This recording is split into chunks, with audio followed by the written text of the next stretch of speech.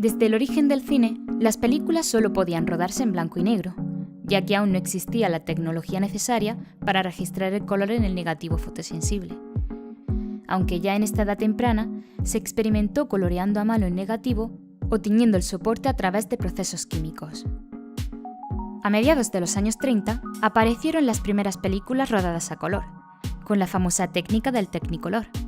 Pero a pesar de suponer un gran adelanto, era demasiado caro, por lo que solo se utilizó para películas comerciales como los musicales.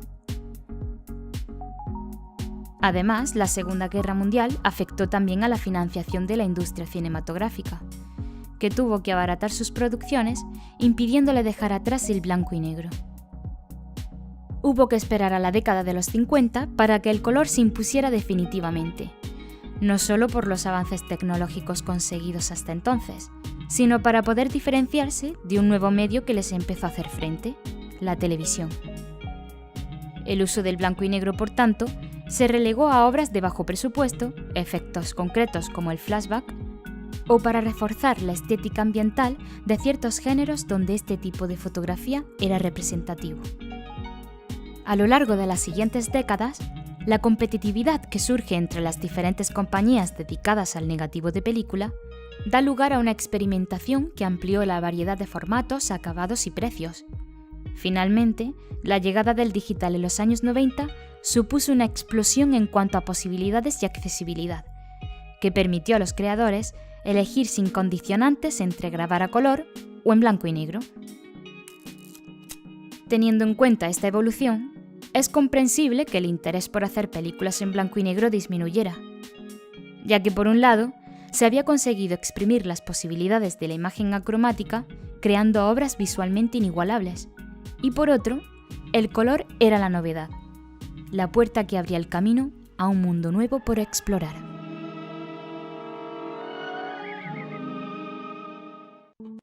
Aunque el blanco y negro se fue reemplazando por el color, nunca desapareció del cine. Muchos directores se negaban a abandonarlo, y era una opción muy razonable para directores noveles y producciones de muy bajo presupuesto, ya que su iluminación es más fácil, la escala de grises con la que se trabaja es más accesible y muchos tonos contiguos son similares. Por tanto, para un rodaje, su preparación y ejecución es más rápida. Pero al margen de las cuestiones técnicas, la mayoría de cineastas son conscientes de que la elección de rodar o no en color debe ir en función de la exigencia intrínseca de la obra. Por ejemplo, el director polaco Paweł Pawlikowski, que ha estrenado sus dos últimas películas, Ida y Cold War, en blanco y negro, declaró en una entrevista que la fotografía tiene que estar en concordancia con el resto de elementos. No debe ser un valor en sí misma. De hecho, en Ida, había planos que eran demasiado bonitos, en los que la imagen era puramente ornamental, y decidí eliminarlos. El director de fotografía Néstor Almendros explicaba en la misma línea que el hecho de plantearse una película en blanco y negro debe estar justificado, debe responder a una exigencia de estilo. En Mi noche con Maud era muy importante que la interpretación de sus actores fuera el centro de atención, por lo que el color podía ser un elemento de distracción. Su director, Eric Rohmer, tenía muy claro que su película iba a ser en blanco y negro, y a partir de ahí, toda su imagen se componía a través de este principio. Los cuadros que adornaban las paredes eran directamente en blanco y negro, las lámparas eran blancas, sus ropas de tonos blanco, negro y gris, el cubrecama blanco, las rosas blancas, y hasta se tuvo en cuenta a la hora de rodar en exterior. La localización escogida fue Clermont-Ferrand, que en palabras de Almendros, en invierno es una ciudad muy gris, y además se aprovechó una gran nevada para su escenario. De este modo, la fotografía del film refuerza la intencionalidad del autor, afectando a todo el proceso del rodaje: iluminación, decorados, vestuario. Decía Tarkovsky que a pesar de que el mundo que nos rodea tiene color, la película en blanco y negro reproduce su imagen con mayor cercanía a la verdad psicológica, naturalista y poética. Aunque a priori pueda parecer una afirmación extrema, desde un punto de vista teórico y fisiológico, sí que es cierto que tenemos una fuerte predisposición a aceptar una interpretación monocromática de la realidad en las artes visuales. En el libro La sintaxis de la imagen, comparan el color con el glaseado de un pastel. Muy útil y estético, pero en absoluto necesario para crear mensajes visuales. Aunque tenemos que tomar esta analogía como una exageración, puede ayudarnos a entender la importancia del concepto del tono en nuestra percepción visual. Para que sea más comprensible, dejadme mostrároslo con unos ejemplos. Estas fotografías pertenecen al fotógrafo Carlos Pérez Siquier, que entre 1956 y 1965 fotografió tanto a color como en blanco y negro el humilde barrio de La Chanca, en Almería. Su dominio del blanco y negro consigue reflejar un sentimiento colectivo, que se despoja de la individualidad y nos muestra el carácter único de los vecinos que convivían en el barrio. De hecho, si cogemos esta otra fotografía, esta vez a color, vemos que el centro de atención de la imagen se nos va directamente a la camiseta roja de la niña, y no a su rostro. Si esta fotografía la pasamos a valores monocromáticos, esos colores saturados se neutralizan.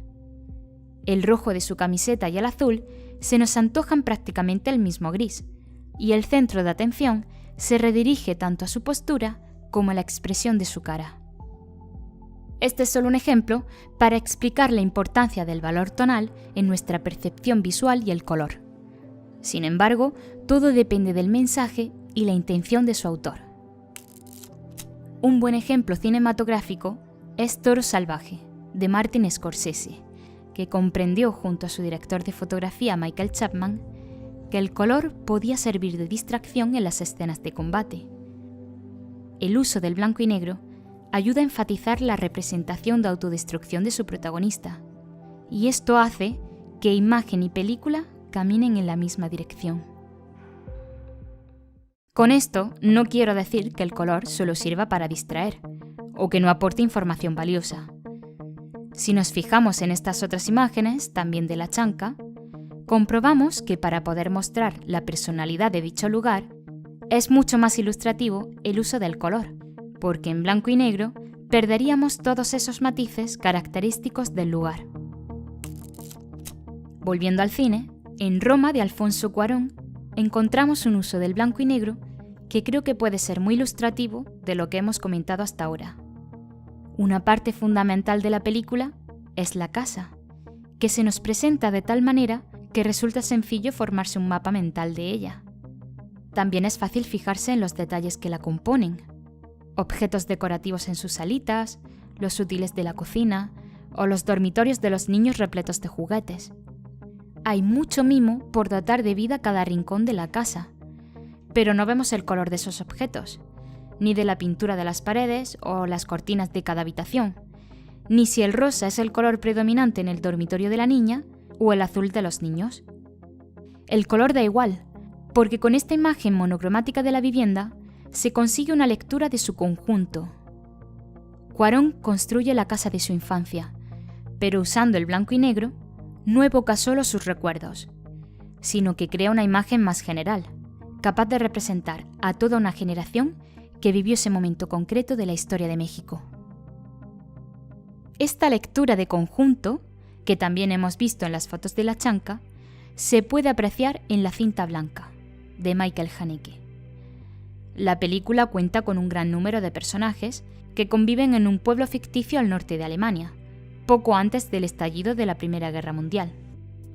Haneke elige el blanco y negro porque, por un lado, le permite marcar un distanciamiento con la historia real y evitar ese aspecto naturalista que podría adquirir si fuera color. Y por otro, porque a pesar de la cantidad de personajes que nos presenta, el director nos habla de algo más trascendental, algo que los une y los identifica como comunidad. El blanco es, como todos sabéis, el color de la inocencia. El blanco y negro puede ayudar a centrar la atención en los intérpretes de una película, en sus diálogos o su puesta en escena. Pero también adquiere diferentes significados utilizado junto al color en una misma obra. Por ejemplo, Andrei Tarkovsky, en su película Stalker, utiliza el blanco y negro virado al sepia para fotografiar la ciudad industrializada y deshumanizada, en contraposición a la zona, que se nos muestra salvaje y caótica, donde la naturaleza se abre paso a todo color. De este modo, se crea una clara división entre los dos mundos, reforzando la coherencia visual en relación a la historia que nos está contando. Con un enfoque distinto, en La Rosa Púrpura del Cairo, Woody Allen recrea una realidad a color con tonos desaturados, acordes a su contexto histórico, la Gran Depresión, y al estado de ánimo de su protagonista. La acción se reparte entre este esquema de color y la sala de cine donde se va de Cecilia, que proyecta películas de grandes aventuras y romances con un blanco y negro lleno de luz, glamour y pomposidad. Esta contraposición del color sirve para reflejar los anhelos de Cecilia, por abandonar su realidad y huir a ese mundo ficticio y edulcorado que vendían las películas hollywoodienses de los años 30. And I seem to find the happiness I see. De un modo similar, es empleada esta técnica en la película Pleasantville, pero en este caso, su utilización no es para dividir dos mundos, ni tampoco dos realidades, sino que se utiliza como recurso para representar cómo los habitantes de este pueblo en blanco y negro comienzan a ganar color a medida que despierta su conciencia personal y colectiva. Quizás no sea un recurso muy sutil, pero es eficaz y sirve como herramienta para transmitir su mensaje. No caer en la ignorancia y falta de autocrítica para cuestionar las reglas que rigen nuestro mundo, porque si no, se corre el riesgo de convertirse en un mero intérprete de una ficción impuesta. Hasta ahora hemos hablado de las decisiones artísticas detrás del uso del blanco y negro, pero el cine es una industria que mueve muchísimo dinero y en la que sus creadores tienen que lidiar con determinadas exigencias por parte de las productoras. El color es también un aspecto que analizar desde el punto de vista comercial. Y el blanco y negro se tiende a asociar con un tipo de cine más sesudo, elitista o desfasado y que es rechazado por parte de algunos espectadores. Esto lleva a que algunas veces esta visión comercial choque contra la intención artística de su autor en cuanto al color se refiere. Un buen ejemplo lo tenemos en Nebraska, que su director, Alexander Payne, tuvo que rodar simultáneamente en color y en blanco y negro, ante la imposición del estudio de una versión a color. A pesar de que la intención de su director era crear una película en blanco y negro, los productores lo consideraban pretencioso y un repelente para el público. Al final, tuvo una magnífica acogida tanto por parte de la crítica como de los espectadores. Como curiosidad, un año después de su estreno, se emitió la versión a color en la cadena estadounidense de televisión Epix, propiedad de la productora Paramount. Dicha versión, de la que reniega por completo su director, no tiene nada que ver con el resultado que quería para su película. Con Mad Max: Furia en la carretera, encontramos una situación igualmente llamativa.